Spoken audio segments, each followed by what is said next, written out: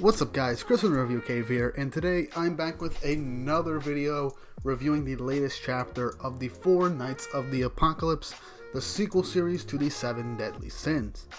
And my god, was this another great chapter. I have to say, for the beginning chapters that would basically make up the first volume of the physical release of the manga, I have to say it's a really good start. We get basically Percival's introduction, his mission, the idea of the Four Knights of the Apocalypse, Percival unlocking his magical powers, and then we get the introduction of what could possibly be the overarching goal of the story. So without further ado, let's go over real quick what happened in the last chapter. So in the last chapter, Percival's fight with Pelgard was getting more intense as he just unleashed his new magical power. Obviously some comedicness of him not knowing what his magical power was ensues, and it shows that Percival's power has a lot of variety of different things, whether it be enhancing his physical strength, or dispersing magical power in the form of a high density blast, breaking his energy apart so he can create like magical golems to do specific tasks and goals, healing himself, and the list goes on. So it is dubbed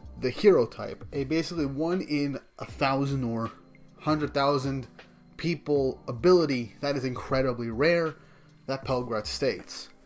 And honestly, I have to say, I was kind of concerned about Percival having this type of power, but as we later see in this next chapter, it does make somewhat sense for this story, and it isn't a cop-out or seems incredibly too convenient or not the best possible thing for the story. So let's get started with the events of the manga. So in chapter 5, we start off right where we left off with Percival landing that one nice blow to Pelgard after getting the hang of his power. Everyone on the sidelines is wondering if Percival can actually win this. Percival obviously looking pretty confident, but Donnie is actually being very realistic, saying, do you guys actually believe that Percival can win this? Pelgard is honestly getting incredibly excited because he wants to know more about Percival and his power. He basically says what we've been stating previously, that since Percival just awakened to his magic power, he's already quickly grasps how to use and control it, and that Percival is strong. And he literally like tips his hat off to him, which, so Percival is kind of weak to flattery, says that he doesn't deserve praise, and he's actually saying like, okay, so now that I'm about to win this, can you tell me about my dad? And Pelgard just unleashes Blaze to the fullest extent, basically taking down all of Percival's magical golems. As Donnie says, I doubt he's even breaking out half of his force. So this just goes to show that even though Percival was landing some hits, this isn't falling into the classical cliche of the character gaining this new power and utterly obliterating the first opponent he has. And Percival, after seeing his little golem pop back up and run back towards him, Pelgard says that he can never win this fight and that Percival is still very inexperienced. Percival says to get him if he can, but Donnie, realizing the danger of the situation, uses his magical power to make Pelgard float so that Percival can run away. Donnie says that Pelgard isn't trying to psych him out, but Percival has no chance against fighting him. Percival, obviously being confused, like, so I got like a 50% chance of winning? Donnie says, no, 0%. And Percival says, but he needs to tell him about his dad, and Donnie keeps telling him to run. As then Pelgard unleashes a massive blaze attack, knocking back both Percival and Donnie, as well as other civilians as they are beginning to run away, because now he is more or less burning down the village from that last attack. Donnie's down, still conscious mind you. Alba and Katz are down as well. Just like that, Pelgard is walking towards Percival and Donnie, saying that, basically being like, this injury that happened to Donnie is just desserts for interfering on a one-on-one fight. But then all of a sudden, the fox that we saw in chapter 2 appears before Percival, lugging around his luggage. So Pelgard looks at the fox and says, even a beast wants to meddle with me, and tries to get it to go away. He tries to shoo it away. But then the fox starts to wiggle its tail, and all of a sudden, it has a magical bead. If you remember from the Seven Deadly Sins, these are basically beads with particular spells in them, whether it be explosions, teleportation, healing, and it's honestly a really good support item for Magic Knights when they're in the midst of battle. So this fox has one and throws it to the ground, and all of a sudden, it, Percival, and Donnie have disappeared. And Pelgard, damning the fox for using a spell bead, he curses the fox for using it and asks who it was. Then, all of a sudden, we cut to Percival and Donnie at the location where they are currently at. And I have to say, I'm liking that despite this being the beginning of a new series, Nakaba Suzuki is really going all in with these 2-page spreads in almost every single chapter. So Percival and Donnie are wondering where they are, and Donnie literally says that they're on the dragon's backbone. It's basically like a 30 miles away from where they were previously, and it's just one giant mountain growth. So I don't know if this may be like an actual dragon skeleton, which that would be really cool.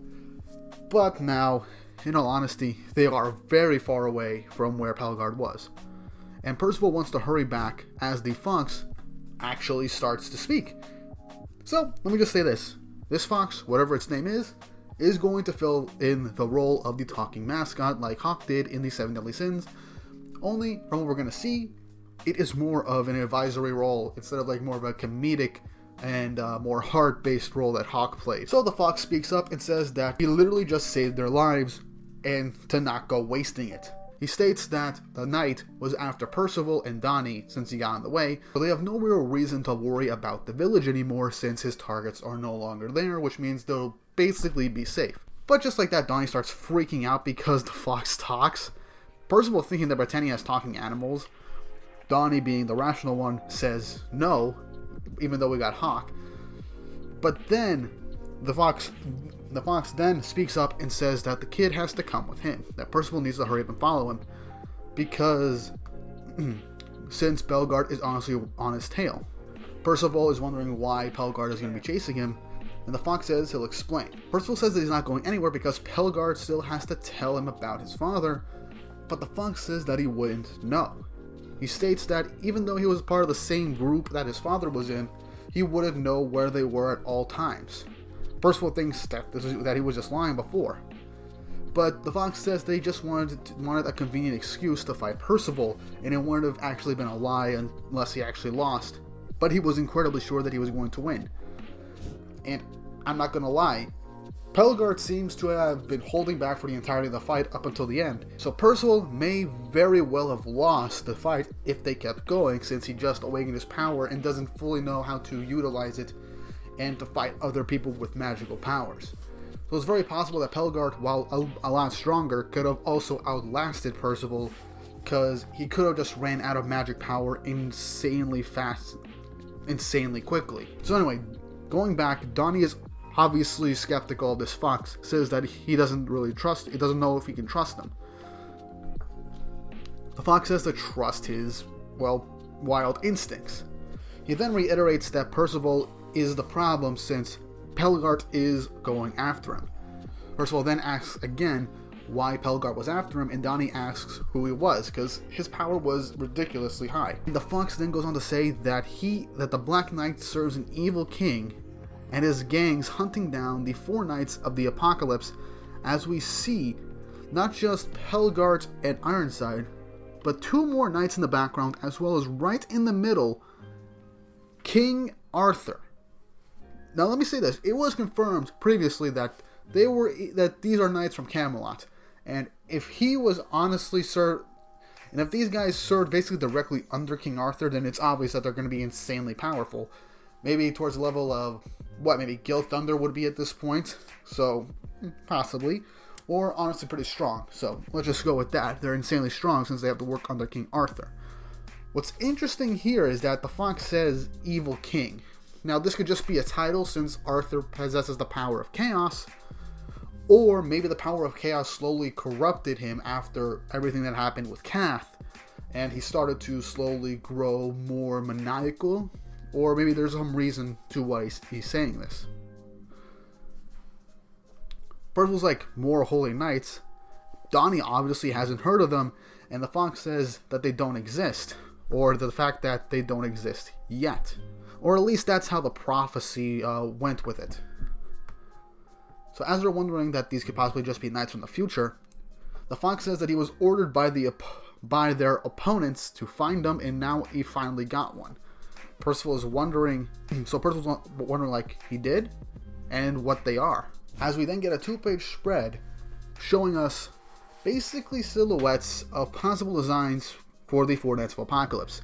Now, obviously, these aren't going to be like the actual designs for the Four Knights of Apocalypse, because if you remember the wanted posters for the 7 Deadly Sins, they all looked incredibly more different and way more detailed than the actual sins were, and even more badass looking. So this is honestly probably something to just give us a sense of intensity of how strong these characters are and how powerful they will be. He then goes on to say that these are known as famine, pestilence, war, and death. And all the way to the left, the character on the left is obviously Percival, and he is, from what we can tell, he is supposed to represent the Horseman of Death. And since Percival is basically the protagonist, it's obviously he'll be the leader of this new group. But if we look over at all this, we can see that pestilence could actually be Tristan if we go by the hair growth, if we go by the length of his hair and his hairstyle. And the one on the right and famine could probably be Lancelot, due to again the hair and possibly the facial design that we were given. War is the only wild card because we aren't entirely sure if this is going to be King of the Yan's child, which I was hoping for. But this is actually stated that possibly the fourth knight could be the child of War, could potentially be the child of Zeldris and Gelda. So since they were basically a major part in the second to last arc of the series with the Demon King arc, it is possible that they can come back in their child, which could be insanely powerful. I mean, half demon, half vampire, it could be insanely strong. It is very possible. The Fox then goes on to say that these four knights are bringing 4 world-destroying calamities. So all 4 of them are supposed to be calamities that could destroy the world. Donnie starts slowly freaking out, and then he says, wait, if the Black Knight has his eyes on Percival, then the Fox basically confirms what Donnie was honestly wondering, that Percival is one of the 4 Knights of the Apocalypse, which us the readers knew from the very beginning once they were mentioned. So it is honestly very nice to get the full-on confirmation that Percival is destined to be one of these legendary knights.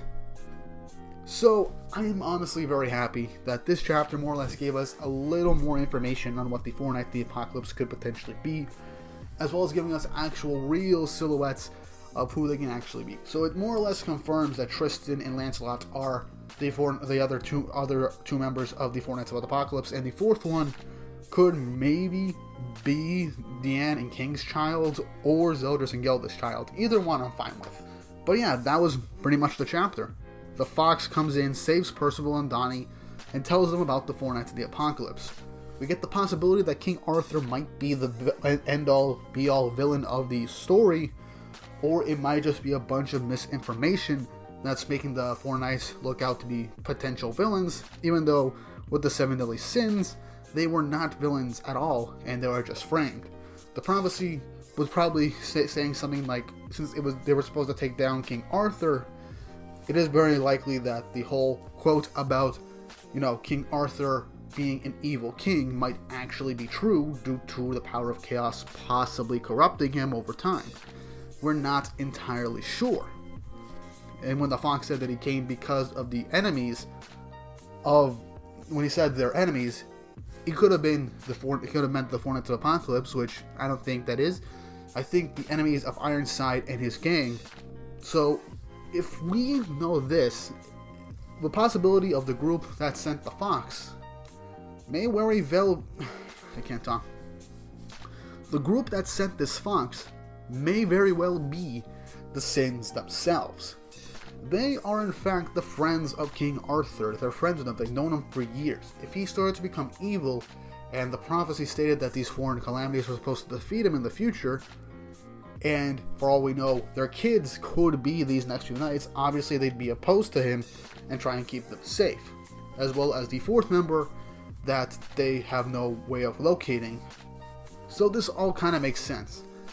Now, will we end up getting introduced to the rest of the knights? Yes. I honestly hope that within the next chapter or two, we will get to see at least Tristan show up. Because I think, if anything, since the last chapter of the manga was obviously in Tristan's point of view, I very well think that he is going to be the first knight that we are going to see in the series join up with Percival.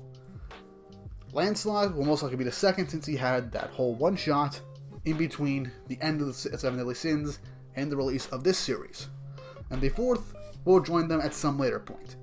Now, if we're going to go the Seven Deadly Sins route and wait a while before they all eventually come together, I'd say maybe by chapter 20, if he wants to like drag it out a little bit, explore this new Britannia after like 10, 15, or 20 years past the events of the original.